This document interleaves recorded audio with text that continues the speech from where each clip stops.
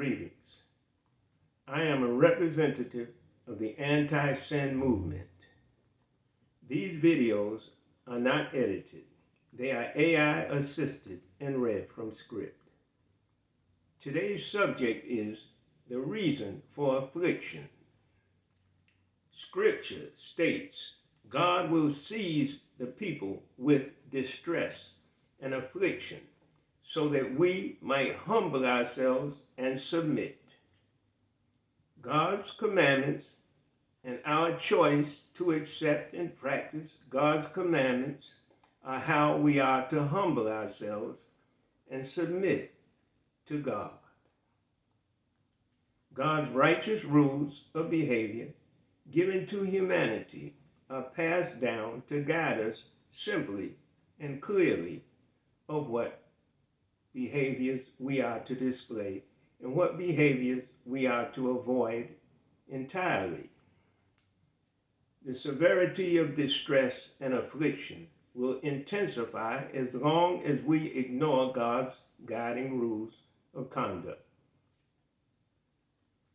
Distress and affliction, as mentioned in Scripture, serve as divine tools to bring humanity back to a state of humility and submission to God's lawful will.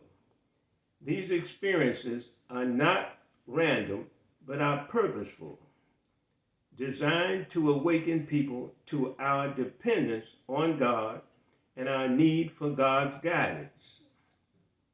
These afflictions and distress arrive in the form of severe weather, rain, hail, snow, fire, and even earthquakes. This is a wake-up call.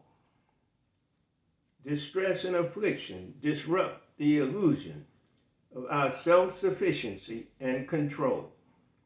When life is smooth, it is easy to forget the source of all blessings. Hardships remind us that we are not the ultimate masters of our fate and that reliance on God is essential.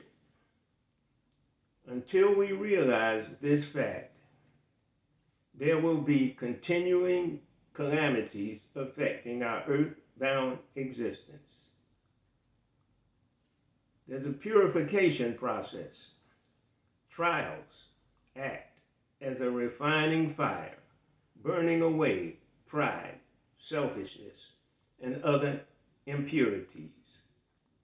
In moments of affliction, people recognize our need for God and God's commandments, realizing that our ways lead to chaos, while God's ways lead to peace, success, and many other blessings. Living by God's commandments allows us the sensibilities to address the foreseen affliction and take measures that eliminate the threat. Fires can be dealt with by clearing away overgrown brush areas, having ample water supplies, and the manpower to deal with the issue of fire suppression. However, the first and true prevention against many afflictions and causes of distress is our obedience to God. Many of these afflictions arise from persons in charge of the earth and citizenry. Many of these afflictions arise through or by persons in charge of the earth and citizenry's protection. In greed, being greedy, cutting back funds for such events for their own enrichment, having a total lack of God's knowledge. Therefore, the people perish from this lack of knowledge. A call to repentance and atonement. Through suffering, God provides opportunities for self-examination and repentance. When people are faced with the consequences of sin, we are more likely to reflect on our choices and seek a better path. Through atonement, not through passing blame or making accusations or excuses. Building sin-free strength. Distress and affliction also strengthens sin-free muscles. Enduring hardship with faith fosters patience, endurance, and a deeper trust in God's promises. This growth prepares individuals for greater responsibilities in God's plan for our behavior. Revealing divine sovereignty. By revealing divine sovereignty, these experiences underscore God's sovereignty and remind us that God's purposes cannot be thwarted. God encourages submission, not out of fear alone, but from the realization that God's ways are just and God's intentions are for our ultimate good.